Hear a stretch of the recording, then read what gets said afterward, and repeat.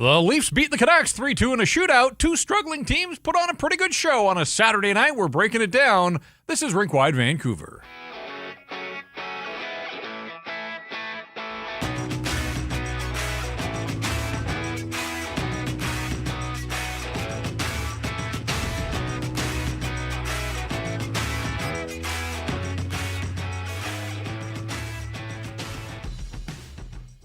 And we welcome you inside the Pacific Toyota Dealer Studios. Visit shoptoyota.ca or your local Pacific Toyota dealer today. The Toronto Maple Leafs come to town. They beat the Vancouver Canucks, something they don't do very often over the last couple of decades, but they do get the victory. It took a shootout after a penalty shot was stopped in overtime. Game picked up as the night went along, and the Leafs will leave town with the 2 points. Canucks finish up a dismal month of January with a single point in the standings. It's Rink Wide. It's brought to you by Bet365. I'm Jeff. He's Patrick, PJ of Post Media.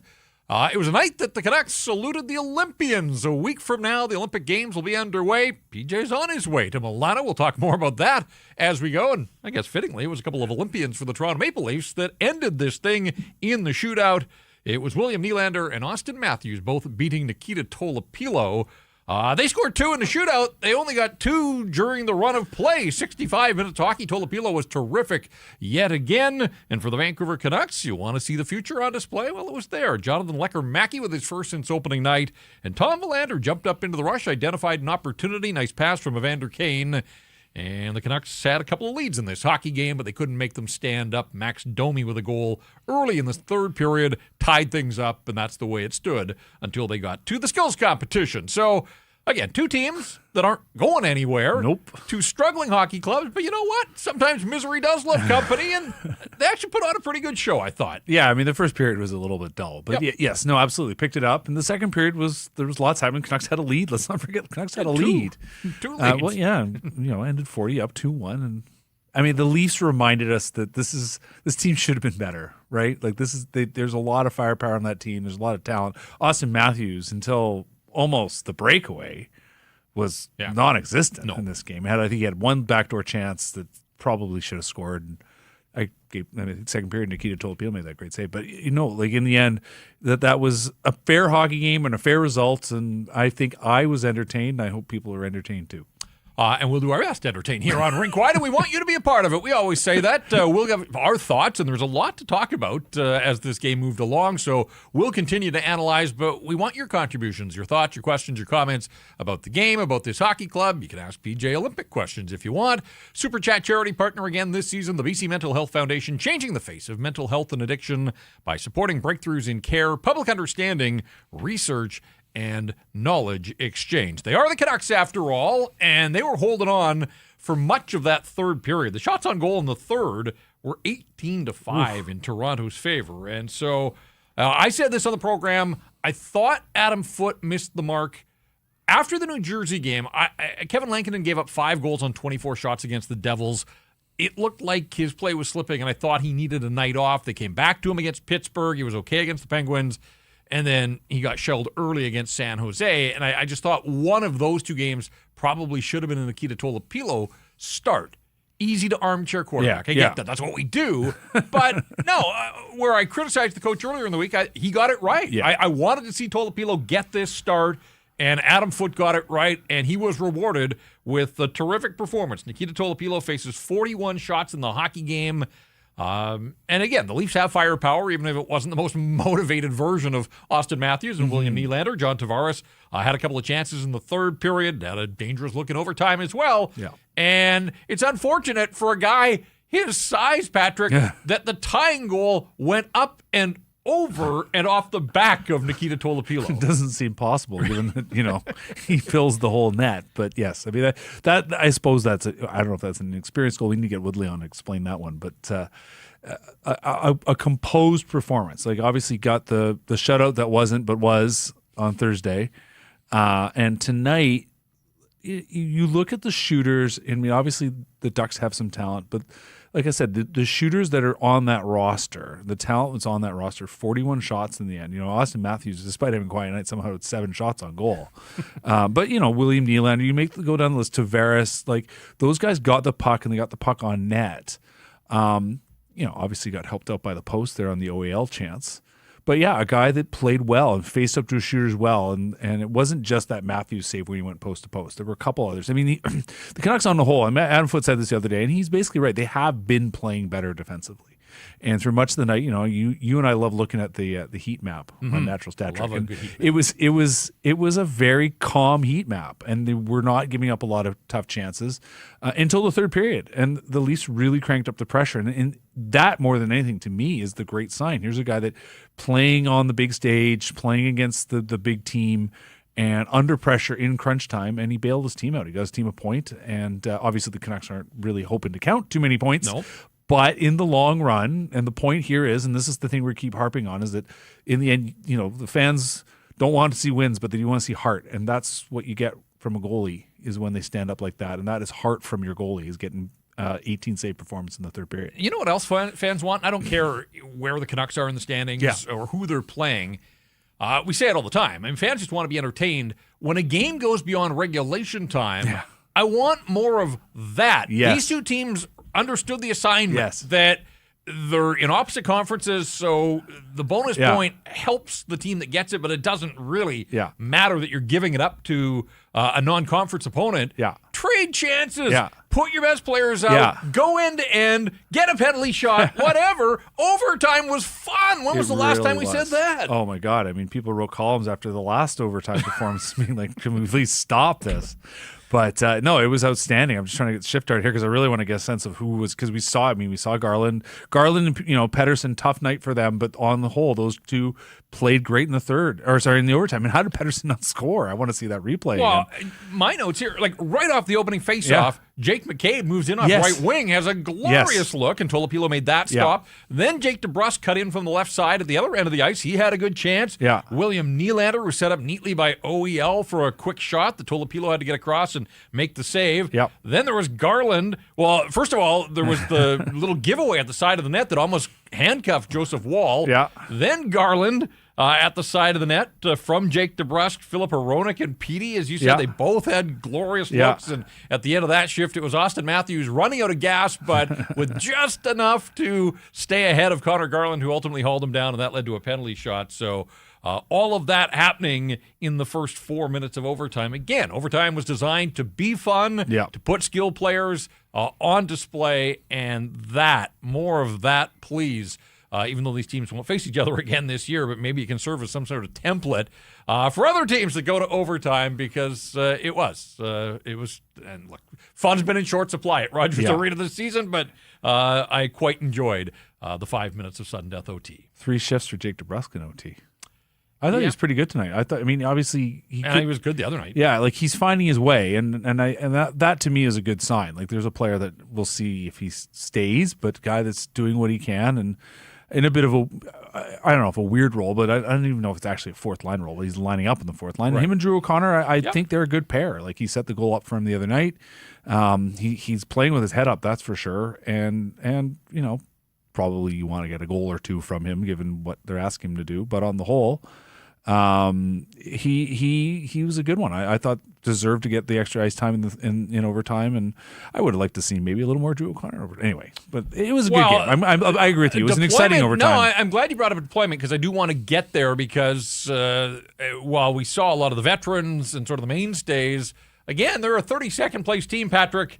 Adam Foote had signaled the other night that starting to use Liam Ogren in a penalty-killing capacity. Was asked again yesterday about after the Olympic break, will there be a philosophical shift in trying to incorporate some of the young guys? Well, it's not after the Olympic break, and the answer, quite frankly, was no, not in this hockey game.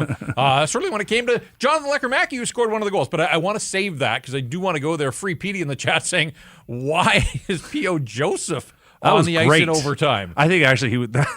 Listen... P.O. Joseph is playing his role. He's a seventh defenseman. I thought that was actually he didn't do a ton, but I thought it wasn't bad. Maybe his best game of the year. He made the pinch on the goal, and he's the puck. But yes, why is he out there? I guess the answer is because Philip Hronek can't play the whole thing. He almost played the whole thing. Tom Belander got a shift. What was Phil's final ice time? I got to look at that in overtime. Tyler Meyer. Oh, sorry. 2:49. I'm just looking at the OT rotation. Yeah, you had Willander got time out there, Joseph got time out there, and otherwise it was Philip Roenick. Yeah. The Pedersen, Myers trio sat on the bench in OT. So I guess that's what it is. Because personally, people know I'm very pro Tyler Myers. I understand why he drives some people crazy, but he was good tonight. I'm surprised that Myers wasn't out there in OT because he's a guy that often gets. He can usually log a shift or two. So anyway, Joseph, I think, who by the way hadn't played since halfway through the third period, so they were just saving him for overtime. Well, at least he got a shift in overtime, unlike Lecker-Mackey. Let's get to the 3 stars of this hockey game, always brought to you by Greta Bar. Still time to reserve your spot for their Super Bowl party, which is now a week and a day away. Super Bowl down in Santa Clara. But, hey, if you're looking for a place, Greta would be a spectacular venue. And the Seahawks and the Patriots, all the usual game day food and drink specials, the arcade games. If you're looking for a place for you and your crew to watch any big game, hockey or football or there's the Olympic Games coming as well. Greta Bar, the place to be, 50 West Cordova. Greta Bar, let the games begin. 3 stars in the building is selected by Hockey Night in Canada, the 2 goaltenders, and Austin Matthews gets the 3rd star. Now, he doesn't even get the game-deciding goal because the Canucks didn't score, so William Nylander with the first goal in the shootout is technically the game decider. Oh. You mentioned the shots on goal. Didn't score on his penalty shot, and he's still the 3rd star. About Hockey Night in Canada. Sometimes they're watching a different game, it feels like, Jeff. Our 3 stars here, though, they got it right with the goaltenders. The final shots were 41-30. Wall gets the victory. Tolopilo makes more saves. So, you could have flipped a coin, I suppose. Yeah. They both look like they're wearing Canuck jerseys, and that head Chai Leaf jersey looks a lot like a Canuck jersey from the neck up. We went with OEL, old friend OEL, who you had a chat with yesterday after practice. Picks up an assist on the first Toronto goal, breaks up a play in his own zone, moves the puck up ice. Robertson gets the puck to Nick Waugh on the slot, and he was able to fire it home. OEL also rang one off the post early in the second period. Following up on the rush. Yeah. It was a smart. Canucks had just inside of the post could have been a goal. Yeah, could have tied the hockey game. It was a smart play. It is remarkable to see the sort of renaissance of him this season, which you're pleased to see it because you and I know what a good guy he was to talk to. 1,000%. Just absolutely chill. 10 minutes just chatting about whatever. He talked to Chris Cuthbert already for 10 minutes, basically about the Olympics, and then I just and he was just happy to chat, and we talked just sort of about everything and just the season and having this sort of rejuvenated scoring season, which has got him into the Olympics, which is fantastic. And at a certain level, I suppose the old, that's good for him. Maybe not so good for the Leafs. He's their number 1 defenseman, but he's having a good year and he's playing very well. We should mention West Van's Morgan Riley left the hockey game after 2 periods, didn't return, so added workload for all these guys in the third. OEL plays 28 minutes and 10 seconds, had 3 shots on 7 attempts. Yeah. So he was busy. He was good. Troy Stetcher ends up playing 23 and a half minutes of the hockey game. He had 8 shot attempts. Had a great chat with Stetcher. So. He ended up talking Murph about golf more than anything. But, I was listening. I'm like, how is it in blue and white? Because, here's a guy who grew up from here and serving his blood. He's like, I don't know. But he's like, no, this is really good. These are a good bunch of guys. Obviously, the results aren't good, but this is a fun team. I'm getting an opportunity. And you're happy to see. Who knows what happens with him because he's the kind of guy that has been moved before at the deadline. And a game like that, solid effort, played well, good partner for Ekman Larsson, so that ex-Canucks pairing, especially in the absence of Chris Tanev. And it's a funny team watching those Leafs because you look at the lineup and you're like, there's a lot of good players, and they just, especially early on, like that. I mentioned this to you, I think, before we came on, but like the Pedersen non-goal was such an example of how the Leafs were just complete chaos defensively. Like nobody covering Pedersen. He's wide open. Whether Garland, Garland clearly interfered with the goalie, but otherwise, there's nobody covering Pedersen, nobody covering Lecker-Mackey. So it was a strange team to watch. And again, Matthews kind of invisible for so much of the night, and yet somehow keeps getting the puck on the goal. Like it's a team that was assembled right, but somehow hasn't worked out. I'm glad you brought up the coach's challenge because Canucks had opened the scoring. Jonathan Lecker-Mackey off the rush, set up by old buddy Liam Ogren. Yeah. You give Lecker-Mackey time and space. You give most guys in the NHL time and space, but this is his bread and butter as we watch it here. P.O. Joseph makes the play at the line, and Lecker-Mackey with the snapshot. The Canucks' own website has an incredible angle from behind the net, and you want to see a shooter's shot. Yeah. Lekkerimäki did that. And so, second goal of the season, scored on opening night against the Calgary Flames, scores here tonight against the Toronto Maple Leafs, and has scored a bunch down in the farm in between, but that had to feel good because I think it had been 8 games at the NHL level over a couple of stints where he hadn't had the looks, hadn't been able to put the puck in the net, and he is a goal scorer after all. And so you see that, and you can envision him doing that for years in a Vancouver Canuck uniform and open the scoring. And then, moments later, as you said, Connor Garland cuts through the crease the first time, and no problem with that. But then as he spins around, he kind of sets a rolling pick on Joseph Wall. Now, EB40 is wide open on the other side of the net. So you're right, there were defensive breakdowns. It's unfortunate that Garland threw a bit of a pick there because I don't think Wall was going to get across regardless. I mean, that's a wide open net for Petey. Doesn't make the mistake. It would have been 2-0. But I think, and I'm kind of a guy on the record of saying, like, I throw my hands in the air now when it's goaltender interference, but that was easy. That one felt like they got it right. It negates the 2-0 goal, which is interesting because when Teddy Bluger iced the puck into the sent the puck the length of the ice into the empty net the other night to seal the 2-0 win. Yeah. That was the first time the Canucks had a 2-0 lead in a hockey game since Christmas. Well, and so it's been a month, Jeff. They were that close to their second straight 2-0 lead. But up the top, when you said they got the single point, I thought you meant that was the only point of the month, and I had to think about it. I was like, not quite, but it's been that bad. The overturned goal, by the way, Joey Kenwer pointed this out, 5th time this year the Canucks have had a goal overturned this year. Yeah, and again, that's what the coach's challenge is for. And so when the system gets it right, I know the Canucks didn't like it, but ultimately it was the right call. So instead of it being 2-0, it remains 1-0 for the Canucks until Nick Waugh in the slot. Again, the Canucks just a shade late closing on him. He had time, and he fires it in there. It all starts, though, back in the Toronto end, and Philip Hedl with an ill-advised pass into the middle of the ice, nobody there. It was picked off by OEL, and that started it the other way. So, coaches hate those sorts of turnovers. You've got the puck. Do something with it. Instead, I just kind of blindly and weakly threw it into the middle of the ice, and Leafs went off to the races. Speaking of off to the races, though, really liked a lot about Tom Willander's goal. Yeah. I liked him identifying that there was an opportunity to jump, the fact that he didn't think twice, green light. Evander Kane with the playmaking as well. Like, that's a nice pass in space. Gets a little fortunate that it gets through Morgan Riley, but then Tom Willander, picked his spot far side and snapped it home. 4th goal of the season. He scored a week ago, so he's got a couple of goals here recently. And, we talk about wanting to see young guys get an opportunity and get the chance to continue to develop. That was just a really nice sequence off the rush for Tom Willander. I mean, the instincts are there. I mean, we've seen a lot this season why the Canucks were excited to draft him. Never when you get drafted in the middle of the first round like that, you're not a perfect player, right? And we have seen defensive moments of his that have not been good and not great reads. He's defended well in the rush, not great in his own end. Had moments maybe where he should have moved the puck a bit quicker, but on the whole, he is better now than he was at the beginning of the season. He is clearly an NHL defenseman. He's got a ways to go. But you're absolutely right. I mean, it was a great read. I mean, it was a great pass from Evander Kane. Evander Kane doesn't always have the most consistent nights and wasn't great like the rest of his line tonight. But that pass was fantastic, and Willander hit the seam perfectly and delivered. I mean, that's how you score, and that's how you stay in the league. All right. Take this with a grain of salt. Craig Berube, and maybe that gym accident is still messing with him a little bit.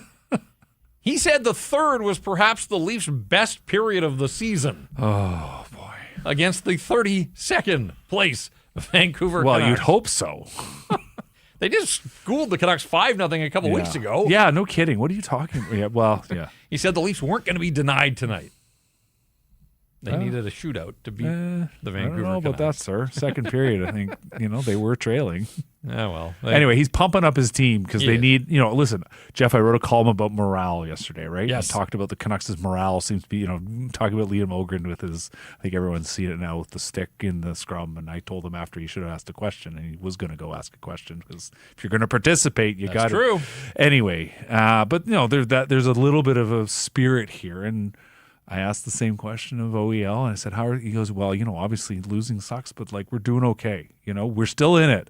There was we got 28 games left to go." He told me, and this is the way to get there. So, good for the Leafs. They're pumping each other up, and they're in that chase. We witnessed. They need 8, 9. How many points? I've lost track.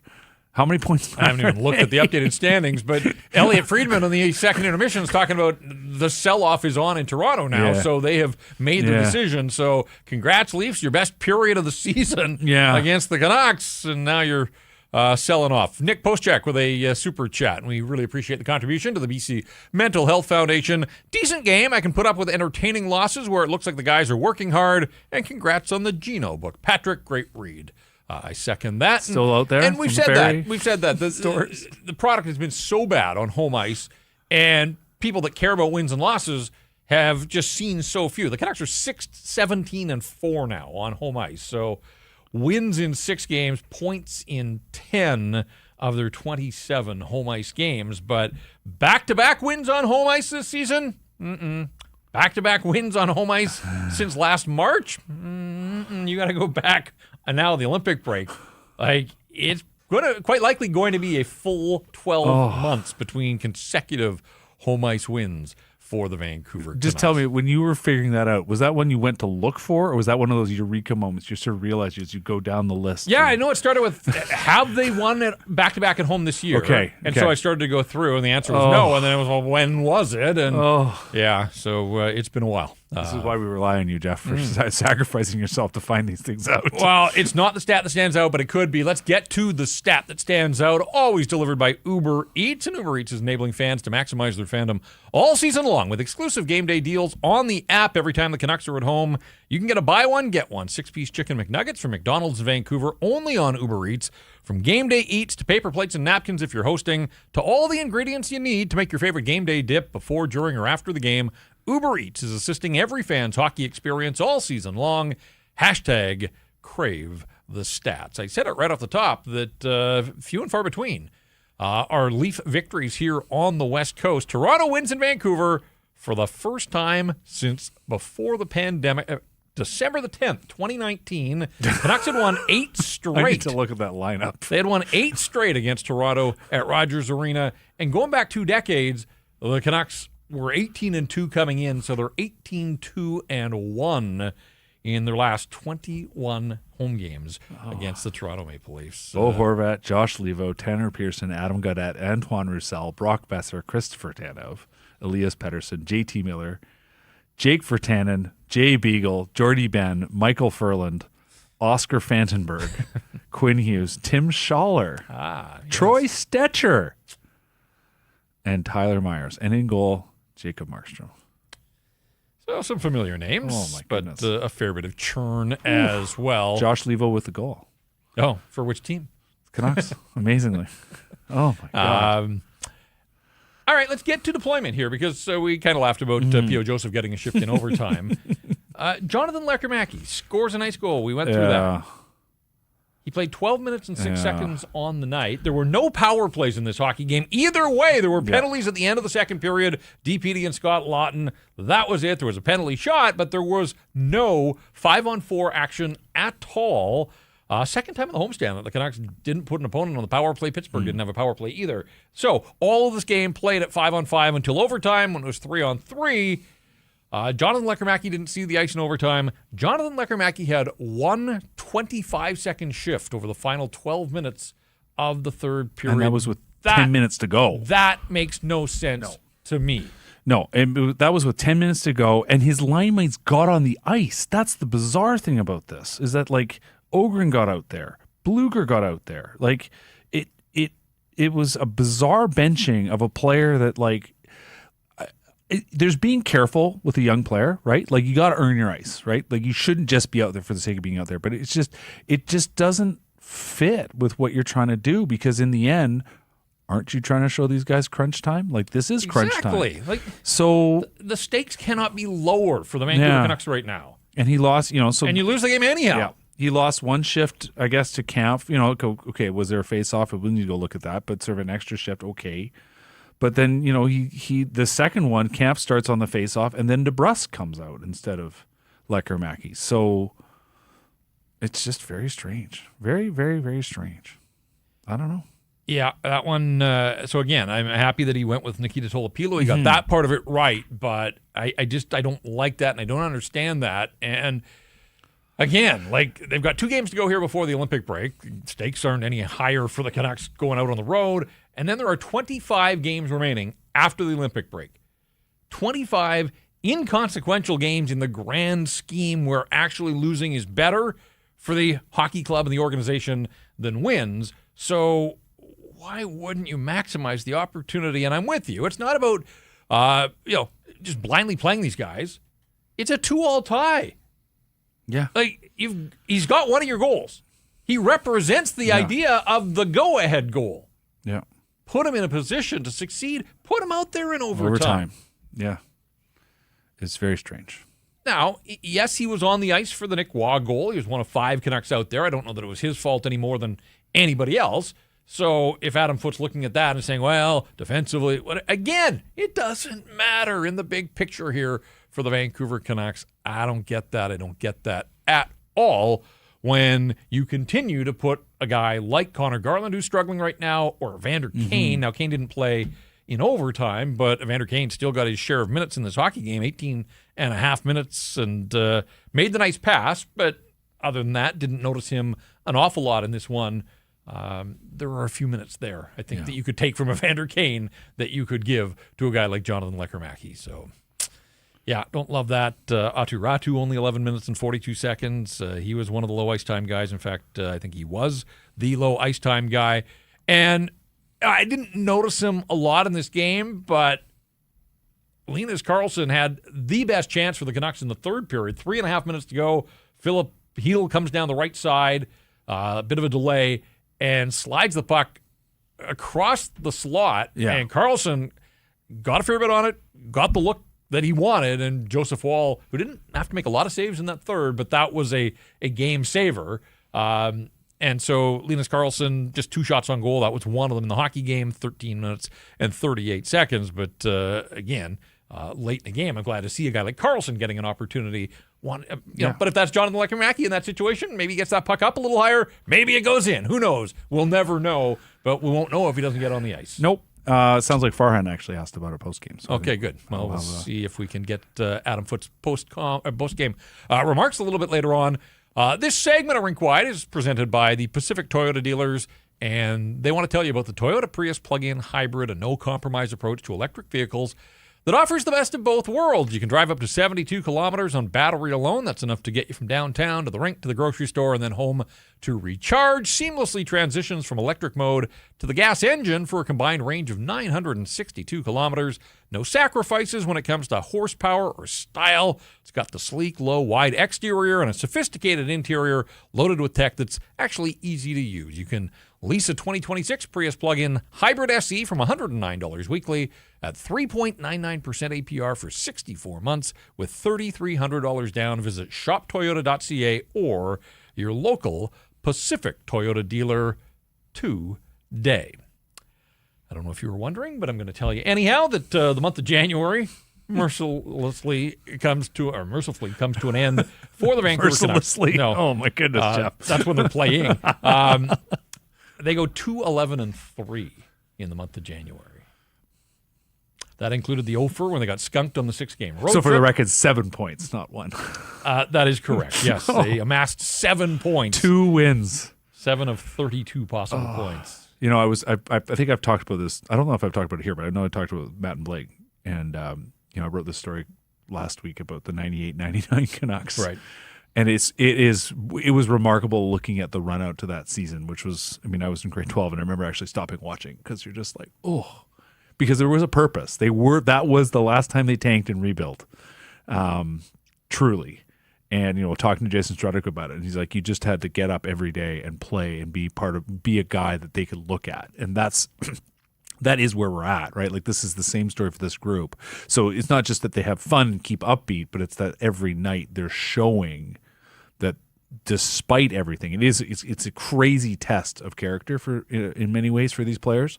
But it is a way, like, that's what you're looking for, is how are these guys shown? And, that is why I asked Adam Foote about it the other day when you look at that road trip and how tough that was and how rough things were and how sort of bad the vibes were, and just look. Even obviously they got the win on Thursday and played pretty well tonight. Like the fact that they are sort of keeping their chin up, and you look at a guy like Elias Karlsson, who I've sort of had this running dialogue with all season. These are guys that there's certainly guys you can tell are giving it, and they want to be better, and they want to get going forward and make today better than yesterday, and all the cliches, but truly live that. And so that is the challenge now, right? Like obviously they've got what, 2 more games here, and then they go away. They get some time off, come back fresh, see where they're at, and try to get, obviously have 2 months to play until the end of the season, right? And that is where they're at, because like the wins realistically in the end, this lineup is not getting better. It's likely getting worse because there's still probably a couple trades to be had. That's the reality, and I think that is what the fans again need to be looking for. And I think rewarding players when they see efforts, give them the cheer that they deserve, because the efforts will be there. Won't be from everybody, you don't think, but it should be there for most of these guys, and those guys are the guys that are going to be part of the solution. And some of them won't be, right? Like that was Jason Strudwick's point, was that like, Berkey got up and said, some of you guys aren't going to be here next season to start, and some of you guys won't be here to finish the season. So you have to recognize that. And this team is trying to turn itself in a new direction, and that is what a rebuild means, which is that you are being aggressive in turning this lineup over, and there aren't going to be wins a lot of the time, but it is about the heart and character of the players. Updated standings. The St. Louis Blues lost earlier today, but Winnipeg and Calgary both won, so they picked up points. St. Louis in 31st place with 49 points.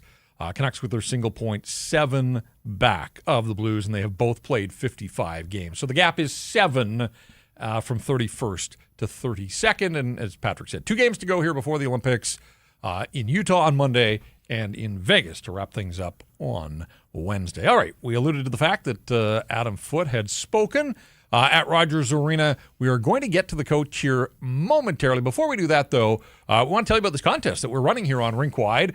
You've probably heard us talk about it already. If you haven't entered, don't wait any longer. It's the ultimate Canucks road trip. Get Pacific Blue Cross travel insurance for your chance to see the Canucks out of the road, complete with flights, hotel, lower bowl tickets, and more. No purchase necessary. You must be a resident of British Columbia. The contest ends on February 28th, 2026. Go to the website, pacificbluecross.ca/Canucks, and enter there. Again, that website, pacificbluecross.ca/Canucks. All right, let's hear from the head coach. Here's Adam Foote after a 3-2 shootout loss to the Toronto Maple Leafs. Well, Adam, what did you make of your team's performance tonight? It was a good hockey game. It was good effort. We played against a desperate team, and, it was a good game.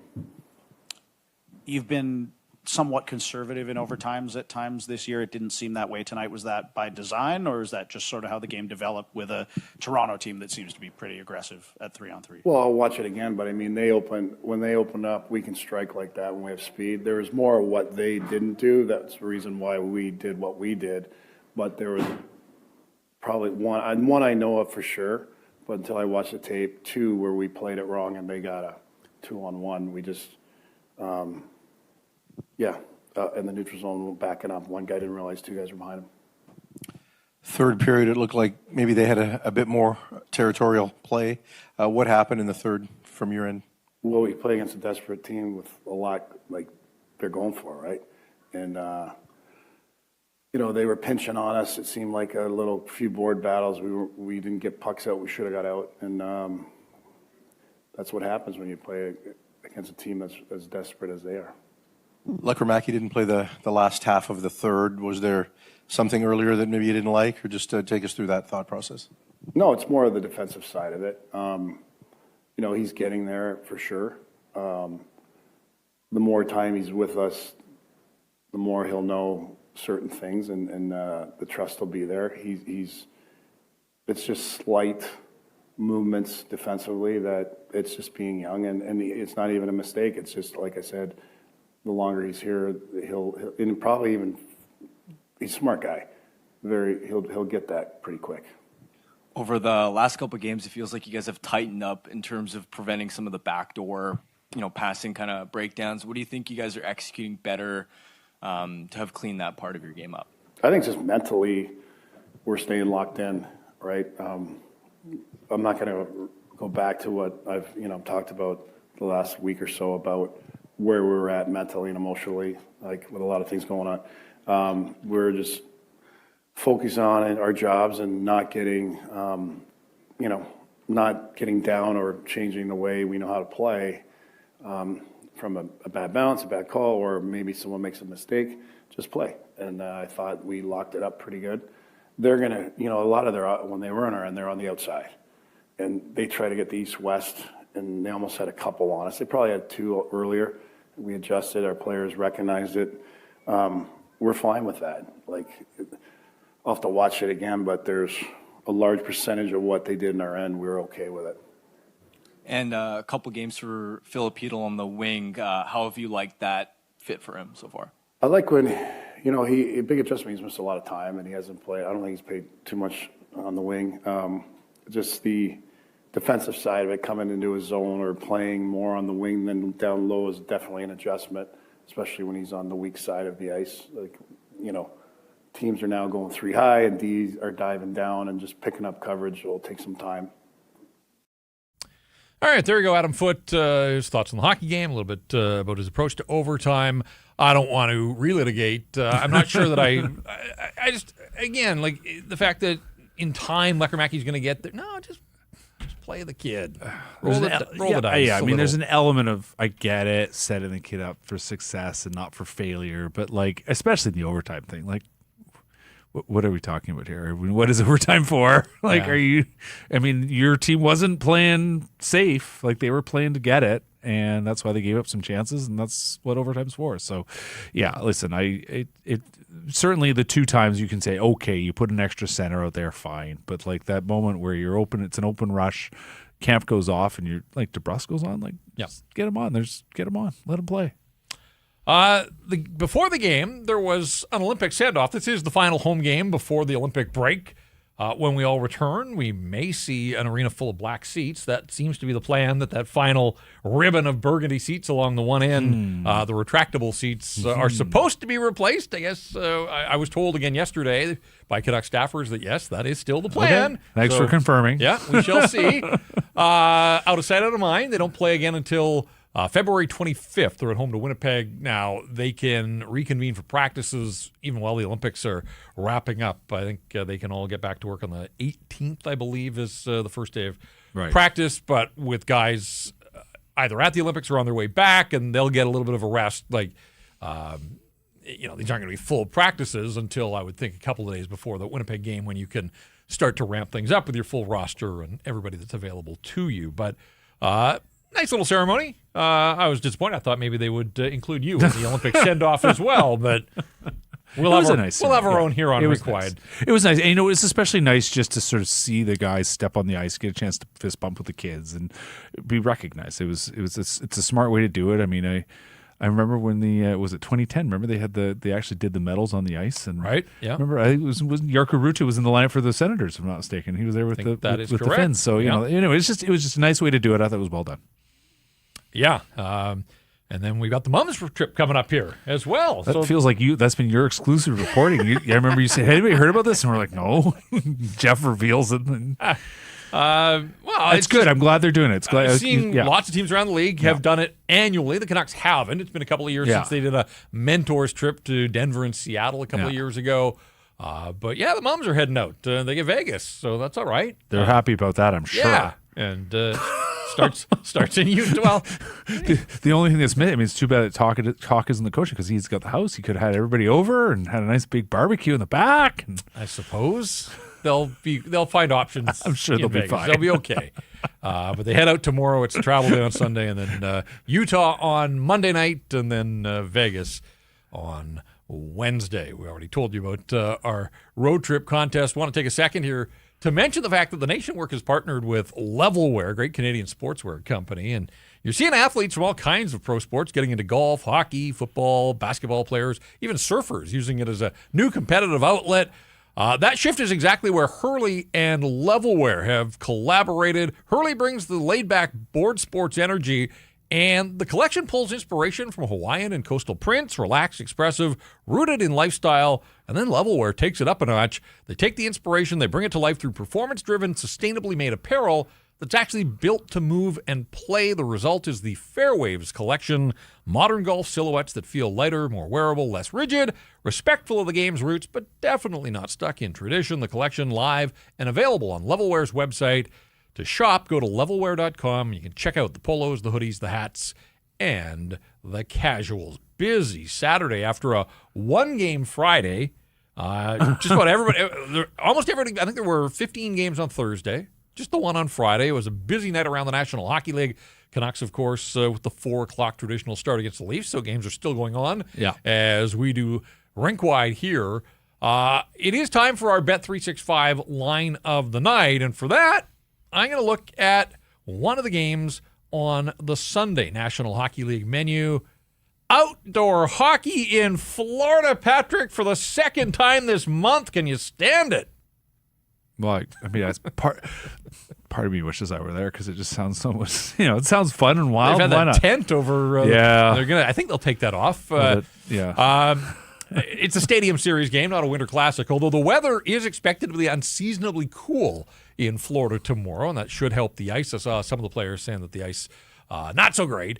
Boston is at Tampa. The game's being played at the home of the Buccaneers, Raymond James Stadium. The Bolts, I don't feel like they're getting enough love here. They're on a 16-1-1 run in their last 18. And they don't even have Hedman back. All these injuries. And, again, John Cooper just doing magic. And this team finding ways. Now, the Bruins are the value play here.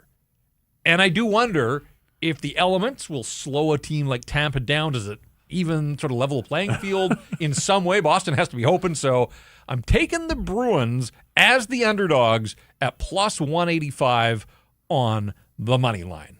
I'm going to say that outdoor hockey doesn't work for the Tampa Lightning. It might work in Tampa in the market. I'm just going to say that the Bruins will find a way to get this thing done tomorrow. We shall see. And they're playing it. It's an evening game. Yeah. Obviously, Florida let the sun go down. And, we'll see how that all goes. A Stadium Series game between the Boston Bruins and the Tampa Lightning. Jeff, we got a note, by the way, just in this Lightning run, because as I went and looked and reminded myself that the loss was an 8-5 loss to the Blue Jackets. You're right, now that you mentioned the that. run's been going since before Christmas. Out of nowhere comes an 8-goal outburst from the Columbus Blue Jackets. Bones got him playing hard. I suppose.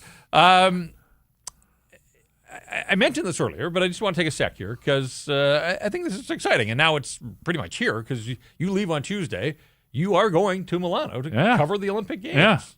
Yeah, exclusive content coming to Harrison. I don't actually know, but Matt, I'm going to be talking to them for sure. Great. Yeah, no, it's exciting. Flying out on Tuesday, get there sometime on Wednesday, and off the race. I guess the players get there on the weekend, and we'll see. It's exciting. Yeah, it's going to be really interesting. We'll see how the rink looks. That's obviously the first thing. Saw some more video of it here over the weekend. Yeah. There's still scaffolding in places, but they got a week. They'll get it done. They'll get it done. As a couple people said, listen, Italians are good construction workers. I was like, yeah, I guess so. Yeah, that is true. And as everyone says, every Olympics there's something like this. Right. I'm not sure anyone's ever thought it would be the main arena, and that is the concern. And certainly, when you hear there were large holes in the building, whether those get closed off or not, I'm keen to find out. But yeah, listen, it's going to be good fun. The hockey's going to be fantastic. Like the degree of excitement, all these guys, and we've got a story coming with Sidney Crosby. I talked to Connor McDavid about him and a few others and Canucks and just trying to understand where he's at and what this all means. And the excitement level of a guy like Connor McDavid, when I said, we were talking about when he first met Sid, was little Connor deep down inside you like excited? He goes, yeah. And so you look at him, he got to play with Sid last year, like the way this lines are going, the excitement, like who is Macklin Celebrini going to play with, Jeff? Will it be Connor McDavid or Nathan McKinnon? And just to be able to ask the question is amazing, and that's what's been excited. And it's still not quite real that I'm leaving in 3 days. That's awesome. But it's great. Assignment. Yeah, it's gonna be good fun. I should mention that our Bet365 line of the night brought to you by Bet365. Whatever you bet, it's never ordinary at Bet365. Download the app, get in on the game, use code NATION to get you started. A reminder, you must be 19 years of age or older. Please play responsibly. All right, so you're going to turn your attention to international hockey, but the Canucks do have these 2 games to go in Salt Lake City on Monday. That's a 6:30 start Pacific time. So note the start time, 6:30, a little different for a Vancouver Canucks game. The Vegas game is conventional 7 o'clock start Pacific time. But on Monday, they're going to see a Utah team that beat them here in early December. I think 4-1 was the final that night. Utah home to Dallas as we speak. It's 3-1 for the Stars, so the Mammoth with a little bit of work to do. They're sitting in wild card 1. Yeah. They can't move up in the Central. Like, they're not running with the big 3 in the Central, so their whole focus is holding on to the playoff spot that they've got. Now, they're playing well. 9-2-1 in their 12 games leading into this. Should have another win in there. See what happened? They let Carolina off the hook the other night. They were up 4-2 with 2 minutes to play and lost in regulation time. Carolina became the 3rd team in NHL history. The league's been around a while. Yeah. 3rd team in NHL history to win in regulation when down by 2 in the final 2 minutes of a hockey game. And look, they've got some solid talent. Clayton Keller, Nick Schmaltz setting himself up for a big free agent payday. Dylan Guenther, I think we all kind of chart his success, leads that team with 24 goals. Peterka, Krause, Sergachev having a decent season. Now, I mean, I've sort of given this away, but if I had asked you out of the blue, who leads the NHL in goaltending victories? Really? Would you have said Karel Vejmelka? No. Well, he does. Really? Yeah. Wow. And he has logged more minutes than any goalie in the Well, NHL that this explains season. it, doesn't it? Yeah. So, yeah, I mean. In a league where everyone's splitting time now. Yeah. He's tied in starts with UC Saros of Nashville, but has played more minutes. And they're down to Dallas tonight, but they've been really good at home. They're 15-7-2 on home ice. Only Colorado and Tampa allow fewer goals on home ice. So that just kind of painting a picture of what the Canucks are going to be up against. This is a tough 2-game road trip. Utah and then into Vegas to wrap things up. I guess you have to hope that the Vegas Olympians have one foot out the door and, dreaming of a couple of weeks in Italy. But regardless, the Vegas Golden Knights will pose a serious challenge for the Vancouver Canucks. Lost 3 in a row, those Golden Knights.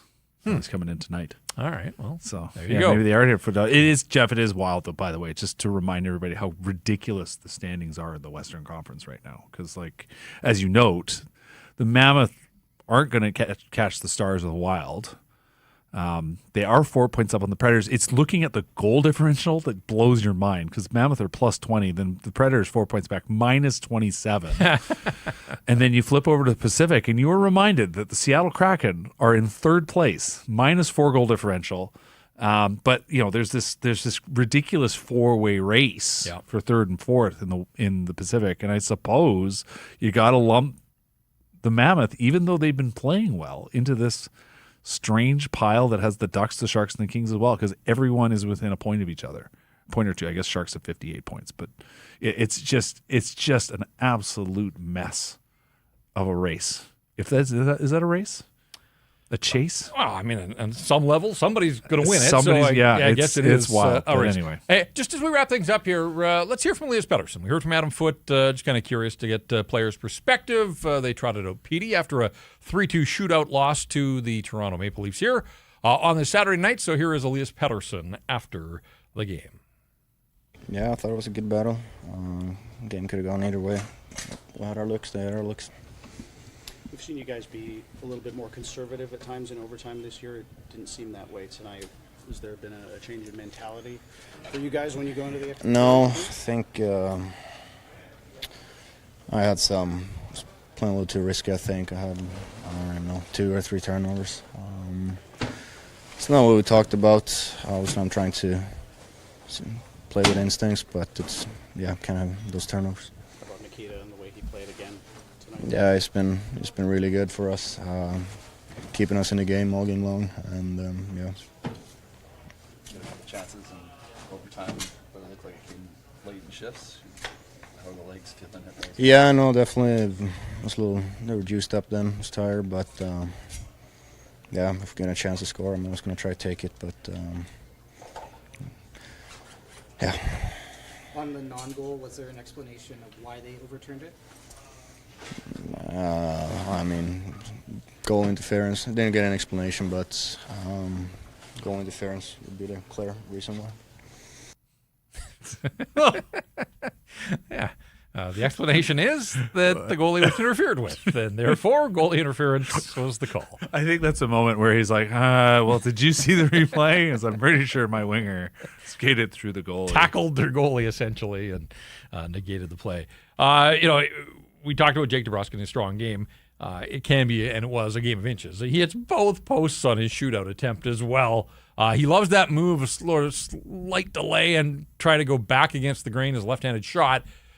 Beats the goalie, but he hit the inside of the one post. It goes all the way across, hits the other post, and comes out. And, sometimes one goal is all it takes in a shootout. In this case, it took a pair, and they both came off the sticks of Toronto Maple Leafs. Austin Matthews, who didn't look great in his penalty shot attempt, but he meant business on his shootout attempt. He looked like he was in a hurry to get out of there, like all speed and just to the backhand and tucked it in, and away they go. So. Yeah.